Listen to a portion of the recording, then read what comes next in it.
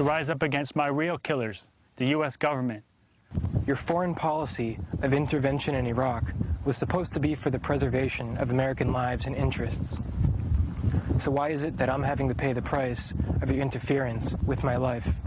It's the worst possible scenario for a war correspondent, ending your life as a sick publicity stunt for some terrorist group in a godforsaken corner of the world. The tragic beheadings of American journalists in Iraq underscore the seriousness of the problem. In many places around the world, kidnapping is becoming the terrorists' weapon of choice. But it isn't just terrorists who are getting into the game. Every day, people around the globe face the threat of being taken hostage.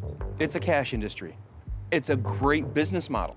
There are many criminal organizations that will invest in the kidnapping. It's so profitable, like you're buying a stock, and they're expecting returns on investment. The motivation is usually money, but not all. Lieutenant General Jerry Boykin served as the commander of the U.S. Army's super-secret counterterrorism unit, Delta Force. The concept behind the Delta Force was to be able to run these kinds of missions and give the local host government credit for it and conceal, it's called low visibility operations, conceal the U.S. hand and the U.S. involvement in these operations. And I think over time we've gotten more and more adept at doing that. We should never assume that we can't be kidnapped. So it doesn't matter whether you are a businessman with one of the Fortune 500 companies, or whether you're a student that's on summer vacation, or whether you're just there as a missionary trying to bring a message to the people. Don't think there's any safe places in the world, because there are not. You know, making this piece about kidnapping has kind of got me thinking. Dennis and I spend so much time in countries like this, places where kidnapping is really the only growth industry. Maybe it wouldn't be a bad idea if we went and got some training to make sure that we don't become the next victims. And I think I know just the people to talk to.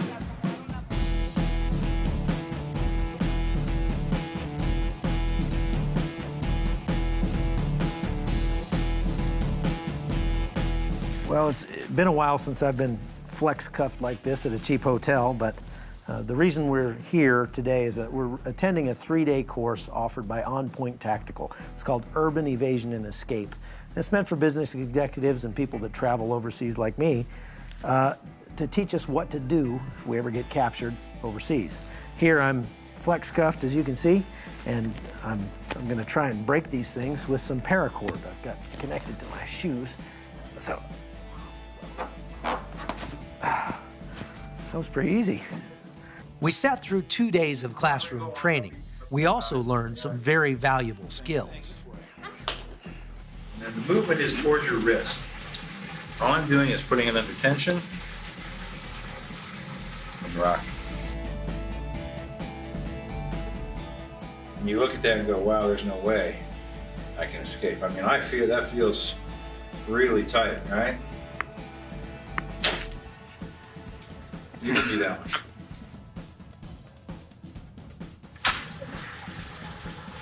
Really?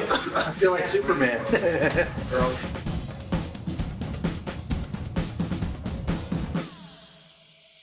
Over the last couple days, we've learned how to get out of handcuffs and pick locks and all sorts of good information that we might need to know as we travel overseas.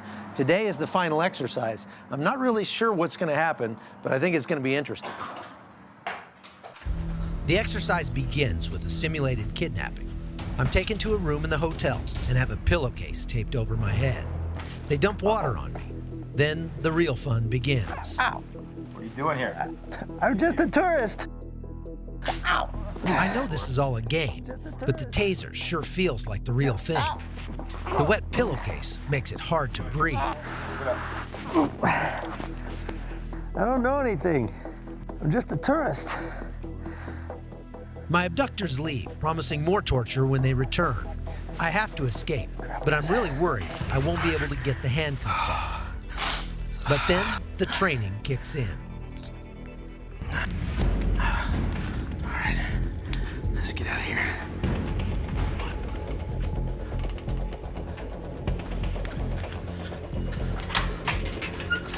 Come on. We're gonna run through the Walmart.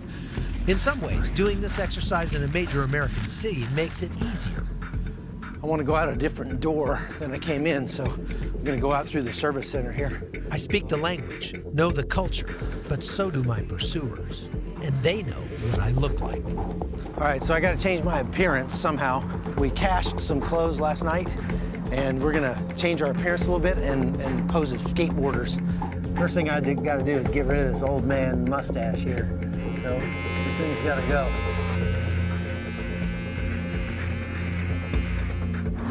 Transition complete. I'm now a skateboarder. We made our way from the outskirts of town to the Las Vegas Strip, about 12 miles. The skateboards came in very handy. So did the local bus system. But when you're being chased, everyone looks suspicious. That guy over at the bus station seemed like he was paying a little bit too much attention to us. We were given various tasks to accomplish throughout the day. Finding a weapon, picking a lock. By late afternoon, we got the signal to bring it in. Mission accomplished. Hey, how you doing? Good, man. Good disguise, good cover. Thank you. These are the kind of skills a man hopes he never needs to use. But for all the places we go, I'm very glad to have learned them. Wow. Colonel, I want you to know it took me a full week to grow my beard back. I wasn't impressed by that. I was impressed by the skateboarding. Didn't even recognize it was you till you grabbed it right there at the end. That was a very interesting class. But, you know, what I'd like to do is I want to ask you about your experience. You know, kidnapping is not a new phenomenon, and you had a lot of experience with that back in the 80s. Well, kidnapping and holding others for ransom of some kind or extortion is certainly not new on this planet. It goes all the way back to ancient times. In the 1980s, my job consisted, among other things, of dealing with the families of those that have been kidnapped. First one I had to deal with was a U.S. Army general kidnapped in Italy by the Red Brigades. A very interesting operation in that we did not have, at the time, the Rewards for Justice program that we have today that you and I have covered out in the Philippines and elsewhere. What we had was a president who wanted that general freed. Ronald Reagan became president of the United States because 56 Americans had been kidnapped and held hostage by the Iranian revolutionaries for 444 days. So he was not about to have hostages. And so I was sent with $1 million donated by a private American citizen to Naples, Italy. That $1 million allowed us to post notices all over Italy that said $1 million reward for information leading to the safe recovery of General James Dozier. So I was going to say, I mean, didn't the government say back then, we don't negotiate, we don't pay ransoms? Well, but we don't pay ransoms, and we didn't then, and a lot of people have a lot of debates about things I had to do to get other Americans freed, but we'll negotiate with anybody. Ronald Reagan says that repeatedly, but we won't make concessions to terrorists is the difference. And of course, we now have laws on the books that say no one can make a payment to a terrorist organization, whether it's a reward for information, you just can't do it. So it's unlawful. In Dozier's case, one of the Red Brigade's terrorists actually ratted out his buddies. An operation was put together. I know you've had others on this broadcast that I know well. They were part of a U.S. government special operations unit. We'll leave the names out of it, but some folks have already seen them here this evening. And that unit was sent back to Italy, immediately took down the place that the Red Brigade's rat had turned out, and General Dozier was freed, and we gave all the full credit to the Carabinieri. Turns out the one wrinkle in this entire thing was that the guy who ratted him out thought he was going to get $1 million reward and move his family to Brooklyn. Well, it turns out he also was wanted for another crime, and that was the murder of Aldo Moro, the former prime minister. So the Carabinieri didn't want us to give the $1 million reward to him. He went to jail. The money sat in the vault at the U.S. Embassy until I went back and got it and returned it to the individual who Ronald Reagan had already thanked for the operation. His question to me at the back end of it was, well, why didn't you invest it? Because it was gone for several months. because you didn't get any interest. There's no interest gained on it. Now, there are those who are held today, like we've seen with Foley and Sokoloff at the very beginning. There are ways of getting them freed. There are things that can be done. I take this as a case in point, the Beirut hostages. We tried every diplomatic means possible. We went to every government that would talk to us, to include Arab governments. We know that we got 3 of them freed through the intervention of the Iranian government. We didn't deal with the actual kidnappers. We dealt with those who had some suasion and control over them in Tehran. There are those that hold that to be in great controversy. I understand that. One of the most difficult things anyone could ever be asked to do, and that is to deal directly with the families of those who've been kidnapped. Obviously, it's terrible to be one of them.